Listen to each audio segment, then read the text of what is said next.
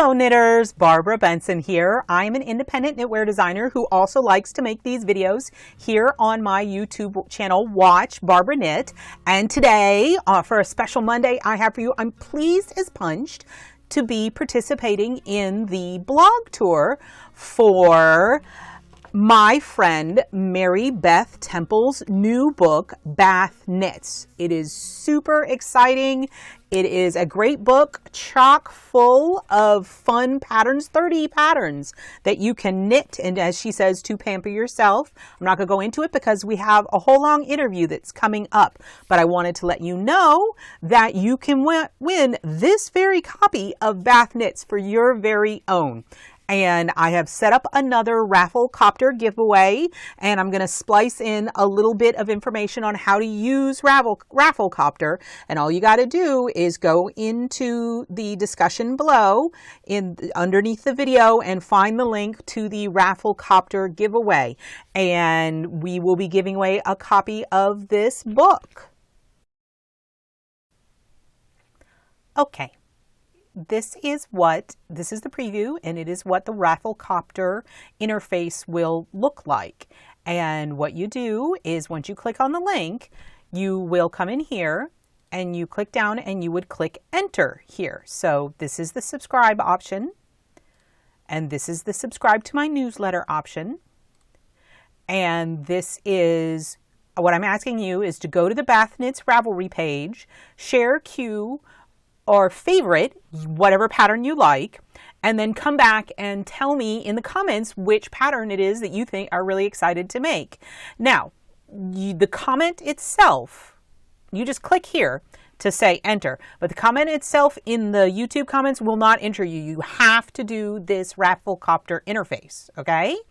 And that will enter you. You have up to 3 different entries. If you're already a subscriber to my YouTube channel and my e-newsletter, just click those off. Click off, yes, I'm a subscriber. Okay.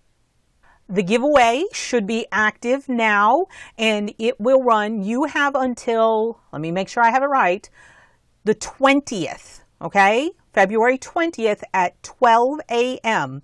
You have until then to enter, and then the next week I will draw a winner. There are 3 different ways to enter, so best of luck. And we're here with Mary Beth. Say hi, Mary Beth. Hi, Mary Beth. Okay. Excellent. I had to, you know. Yeah, that's fabulous. So we're here to talk to Mary Beth about her new book called Beth Knits. I'm really excited about it. It's super cool and completely different than most knitting books. But before we get into that, I wanted to talk to Mary Beth a little bit. I know you've written a lot of books. So how many books does this make? Oh, you know, I was going to check before I came on the air and I didn't. Let's say more than a dozen because before I came into the craft community, I wrote other kinds of books. So I wrote a book on antique textile care, and I wrote a book on historic national roads in the state of Indiana, and I wrote a book about lighthouses. And so I wrote books before I was a full-time crafter. So there's lots more than you would think. About how many craft books would you say? 1, 2, 3, 4, 5, 6, 7, 10, 11, 12 in there somewhere. Counting booklets. Now I know some people don't count booklets. Hey, if you wrote it. If you wrote it, you wrote it. That is amazing. Yeah, a lot. That is amazing. What is what other? So this is knitting. Do you also do crochet? Actually, I'm primarily known as a crochet designer. One of the reasons I was so excited about this book is I have not written a knitting book since 2008. Oh wow! So my last book that came out was a sewing book that came out in July. That's Fabulous Fat Quarter Aprons, and all the ones before that were crochet. And the first knitting book I wrote was a humor book called The Secret Language of Knitters. Ooh. It came out in 2008, and it was a humor book, and it did very well. And then the next year, its companion came out, which was Hooked for Life, Adventures of a Crochet Zealot, and that's where the company name came from. My company's called Hooked for Life because it tied in with it. That's a lot of writing. And that's a lot of fat writing, quarters, yeah. You know, I don't actually sew, but my mom quilts. And I used to go to quilt stores with her, and I've acquired fat quarters. I mean, they stash like the knitters do, man. It's they amazing. do. And I bought them, and I'm like, I don't know why I'm buying these. I don't Well, you sew. make cute aprons. I'll show you how. We sew, But yeah. that's a different video. That's a different video. But I'm like, it's so beautiful. It's just like yarn. And actually, I just started doing embroidery. And so that's a whole different ball of like, and I can get this, and I can get this. It's So you don't want to walk through your house, is what you're saying? No, you just want there to be boxes. Yes, just boxes. It's kind of like the crafting and hoarding might actually. We're all like smog sitting on our like precious, and we're good. So could you talk a little bit about the concept? What gave you the idea to do a book that's like all bath? Well, one of the things that floats my boat about this book, so many books that cover different arenas. So if somebody else had written this book, there would have been a chapter of towels and a chapter of washcloths and a chapter of bath mats and a chapter of accessories. But we don't decorate our homes like that. No. You know what I mean? I have the natural bathroom with all the cream colored stuff, or I have a modern bathroom with, gold flecks on the wallpaper. Yeah, I'm gonna. So the I'm thing gonna that show. I like So yeah, this here. This is what she's talking about. So it's how many sections are there? 4 or 5. 4 or 5. So so it's like by your decor, which I thought was super cool. Let me look at this. This does not mean that you can't take a piece from the modern section and do it natural yarn and put it in the natural section. But I feel like if I'm looking at a home deck book and I'm deciding what projects I want to make, I want to look at I want to see what it would look like in my house, depending on what my house looks like. So I wanted to do something that was accessible, and like there are sock knitters, there's washcloth knitters, there's a lot of them. Yeah. But I didn't want a book of washcloths. Yeah. So I took the washcloth. There are 10 or 12 washcloths in this book. I figure anybody can do that. But now we have bath mats, because what are they but bigger washcloths? They are giant washcloths. We have towel trim, which is, what is that? But long, skinny washcloths. I mean, and I'm insane too. There's a chenille bathrobe in there too. I know. And some pieces. That is very exciting. But the point of this is that this is a very low barrier of entry. 90% of this book is really easy to do. And the other thing I always tell people when I'm teaching, because I teach a lot too, it's washcloths and bath mats and towel edgings and pieces for your wall are a really great project in which to try a new technique, because the commitment is low. Yes. The amount of supplies that you have to buy, the amount of yarn that you have to use, the amount of time you're going to spend.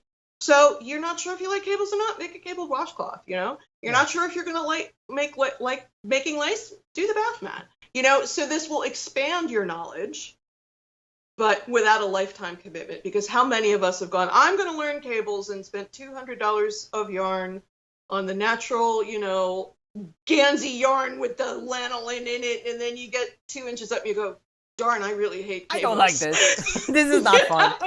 And actually, that was one of my questions I was going to have. What your what skill level you would say most of these? So I would say most of this is adventurous beginner. I don't want to turn off people that are a little more experienced. But even if you're more experienced, man, we want to do fun stuff and bang stuff out too. Exactly. If I was a new knitter, would I try the bathrobe? Probably not. But yeah, that's a lot of knitting. Some things are a little more intermediate, like there's a pair of pedicure socks that I'm going to show you, or that green bath mitt that's on the cover. That's a little more adventurous, because that's on double pointed needles, and it's a thumb gusset, and it's a texture stitch. That's the bath. The bath mitt. Here, let me show them. Yes. This is one of my favorite things in the book. I'll show them the book. Right, and here's the bath mitt. And so if you've never done socks or mittens, now the advantage to doing a project like this, it doesn't have to fit. It's a bath mitt. And it's also okay to only do one. Yes, no second sock syndrome, and it has a rolled hem. Bath mitt. Yeah. So I think this is for people that can knit, that maybe because they're nervous about their skill set haven't gone too far. I hope this makes beginning knitters more adventurous and gives intermediate knitters something fun to do that they can bang out in a week in between, their Fair Isle, whatevers. The bath mitt, when I was looking through the book, one thing the bath mitt made me think is, I know this probably was not in any way deliberate, but there are a lot of things in here that I think So one of the things you're always having to knock out fast is baby gifts, right? Yes. And I think there are a lot of things in here that will be wonderful for baby showers as a something for mom. You know, I like that idea. Instead of doing your typical, we're going to make booties or we're going to make hat or whatever, if you made the bath mitt and something here to pamper mom, I think that these are all fast and you could just crank them out and it would be a different kind, you know, if you're like, not one more baby hat. And I think also there's a lot of people out there that like to knit and crochet dishcloths. And I think, you know, washcloth, dishcloth, close enough. You know, there's no reason that any of these washcloth patterns couldn't be used in the kitchen. Exactly. And I think it'd make great for like bridal showers. Again, if yes. you want to bust something out. It's just different stuff. I really liked the felted, the soap on a rope. Oh, and that's the one piece I don't have in front of me. But the cool thing about that, you guys, you don't felt it when you make it. But as the person uses it, the natural agitation of their hands and their soap in the soap and the rope, so it will felt itself as you use it. So you wash your hands in warm water. The one thing I will warn you, though, make sure that sucker can dry. You want to make sure that it's in a place with some ventilation so it doesn't. But yeah, the more you wash with it, the feltier it gets. So now, that's something I noticed about the book. That is one of the few patterns in here that is in wool. Yes, a lot of really good variety. And that's one of my things. You used a lot of different yarns than you normally see in knitting books. And was that fun sourcing all these different? I mean, I see cotton and linen and wool. And for all those people who complain, I can't knit in the middle of summer, it's too hot to knit. Well, yes, you can knit this puppy. Yes, you know? Absolutely. I have those right here. These are fun things that I like to do. These are pedicure socks. Uh-huh. So no toes. That is sweet. I had it sideways. So you can put these on and go to the salon and get your toes done and just leave them on. You can put your flip-flops or your sandals or whatever. But you can keep your feet covered because I'm not a pedicure person, but I know people that are. Well, and but this way your little toes can hang out and they can dry on your way home. That's a bamboo yarn. I like that these, a lot of times when you see this style of sock, they also leave the heel out. Yeah, and more I like for that a yoga it has sock the heel. would need to leave the heel out so you can use your heel to ground. But again, I'm thinking you're sitting at the salon with your feet up, you know. No, and I actually was thinking flip-flops myself because my mother and sister live in Florida. Ooh. And I was thinking that would be an awesome thing. But here's another thing. If you are a newer knitter or you've been knitting for a long time but you haven't tried socks, those are great to try because it has a heel flap. Yes. And gusset, so you learn how to do that, but you don't have to worry about the toes or the length or anything. You go as long as you feel like it, you bind it off, you're done. You're not messing with the toes and making sure it all goes the right way and all that kind of stuff. You will learn how to turn a heel. Yeah. But then you're done. I remember the first time I turned a heel and it was just kind of a leap of faith. It's just do what it says. I say that a lot when I'm teaching is like, trust me, just do it. If it doesn't work out, then you can argue with me. I wanted to show everybody, so I was really excited. Every single pattern has one of these, a tip. Yes. And I thought that was a really, really nice touch, because some of them are functional tips, and some of them are like decorating tips and things like that. So, well, again, how many books do you look at? How many patterns do we look at on Ravelry or in the yarn shop or whatever? Blah, blah, blah, this is an awesome thing, blah, blah, blah, blah. Yeah, who cares anymore? You know what I mean? You can read so much of that, and it's just like, it's all happy adjectives. I'm not going to say, oh, here's this pattern, it's hard to do, and it stinks. They pretty much all read the same way. The thing with the tips is and the other thing, and this is amazing to me, having been in the industry for a long time, I still to this day, and I didn't believe it, except it happens, people will come up and say, well, I really want to buy the sweater pattern, but I don't need a green sweater.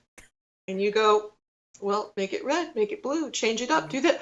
There are so many knitters who are not secure enough in their skills that they will change things. So a lot of those tips are, if this is not perfect for you the way it is, here's how you change it to make it look the way you want it to look. Because again, home decor is very personal. Mm-hmm. You know, you want stuff in your home that reflects your personality. So change it, do it. You can make exactly what I made by following the instructions exactly, but some of those tips are like, well, change this color and it'll look like that. Change this, it'll do that. If you can't find, you know, the mirror that I used for the mirror, then buy this other thing. I want to show people the mirror. I love the mirror. I gotta tell you. That really, I was like, so that is something I have never ever seen before. So look at this. There's the mirror, you guys. Isn't that cool, guys? So there's a makeup tray. You there's stretch it. There's a lot of really interesting things. But again, you know, after you do the dozen washcloths, what's left? You know, I really had a good time. Trying to push the boundaries of what's already out there, because I don't need to do what's already out there. Speaking of the tips, would it be okay if I read one? Because I sticky marked.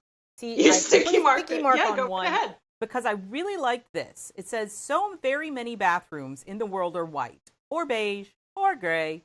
You can't change the colors of your fixtures every time you feel the urge, but you can liven up your bathroom with these bright pops of colors. Wake yourself in the morning with bright cheer.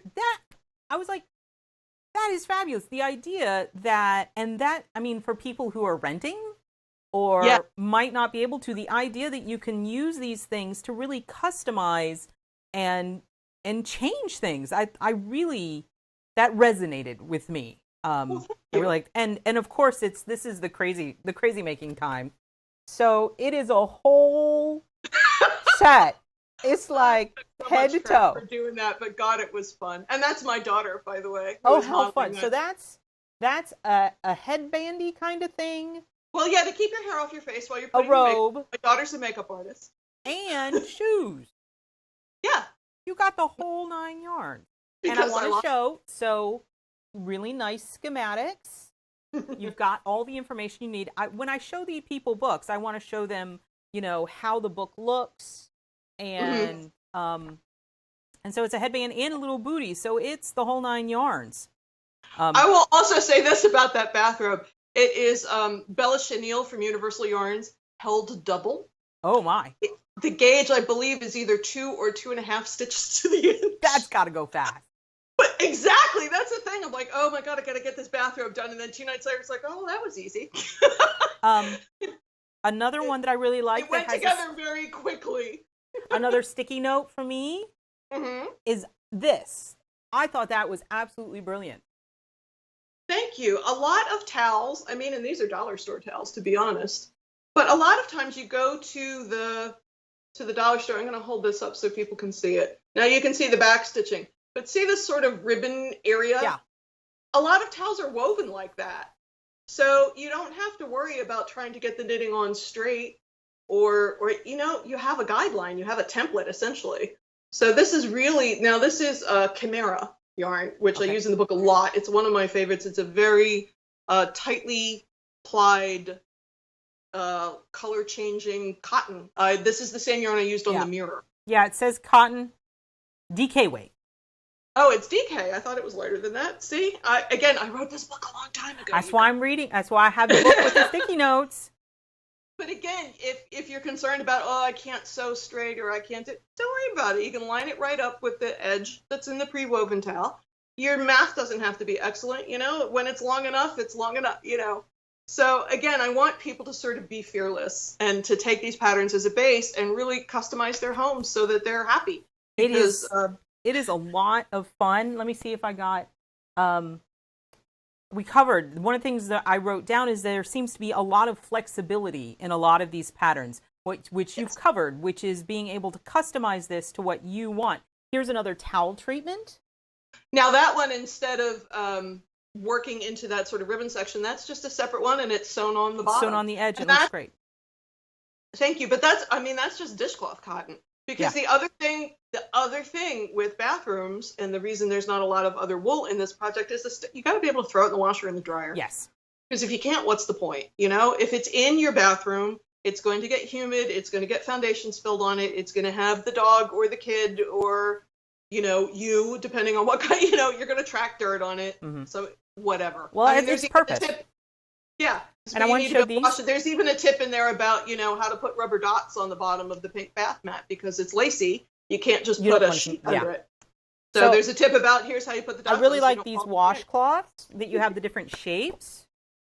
And it's kind of Thank like a you. lesson in shaping. You got And again, that's another thing. After you do that, you know how to make circles, triangles, and and center out squares. squares, which is These fabulous. are not just washcloths; they are techniques that and that's a really good point. There's a couple that are slip stitch. I know slip stitch is a particular favorite I'm of a yours. big fan of slip stitch. I did But notice there is those. a set of 3 different washcloths that are 3 different slip stitch.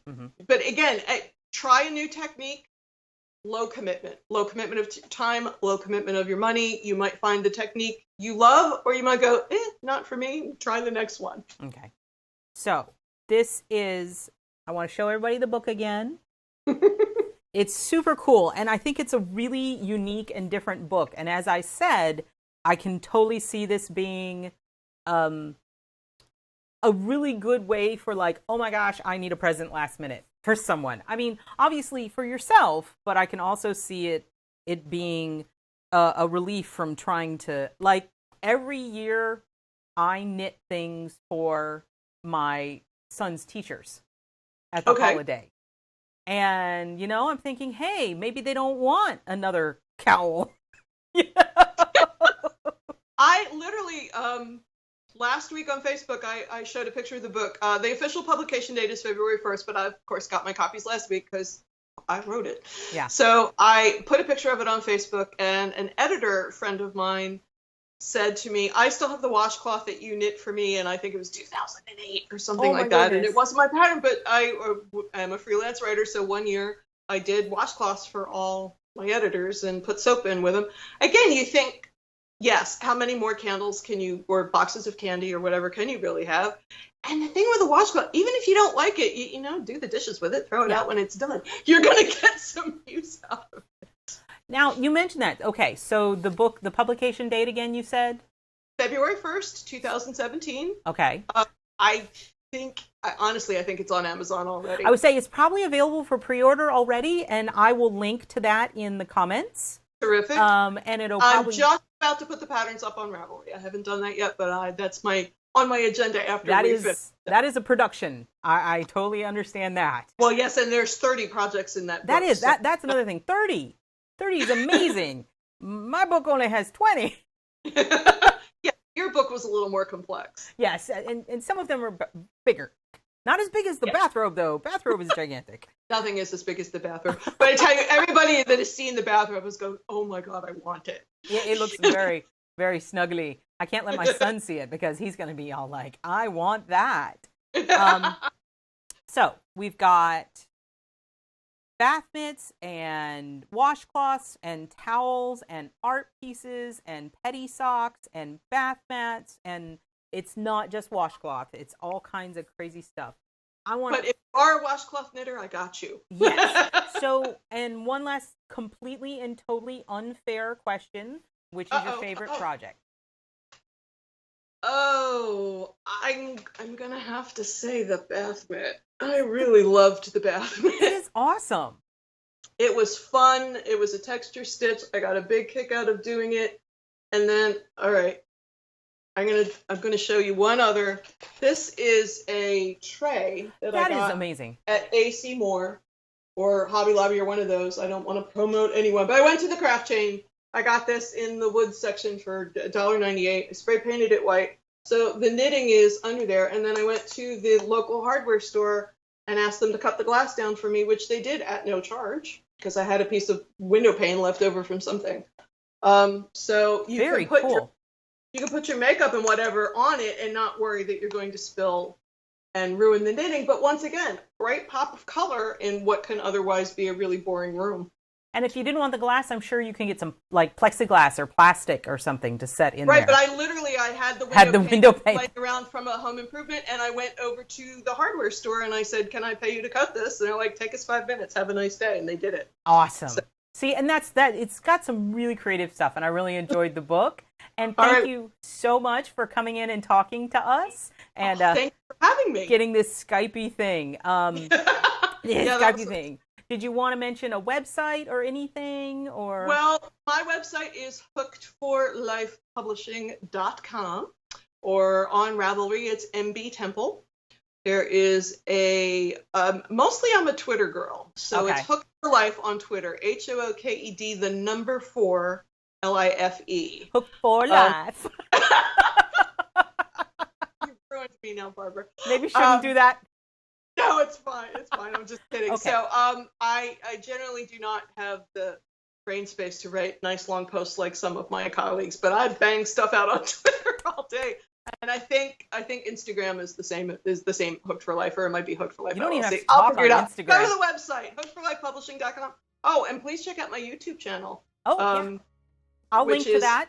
I'll link to it awesome, in the comments. Awesome. It's Hooked for Life with Mary Beth Temple. Big surprise. I will look it up, and all this stuff and all the information on the book will be in the comments. So it's time to say goodbye.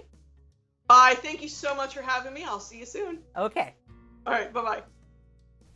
I hope you enjoyed that interview. I had so much fun chatting with Mary Beth, and I am plotting up some other interviews. If there's anyone you would like to see me interview with, in reason, if you'd just like me to talk to other designers or seek out more people who have written books, that is something I can do. If you like this video, please click the like button. And if you would like to be notified whenever I upload a new video, please subscribe to my channel and select notifications. Thank you so much.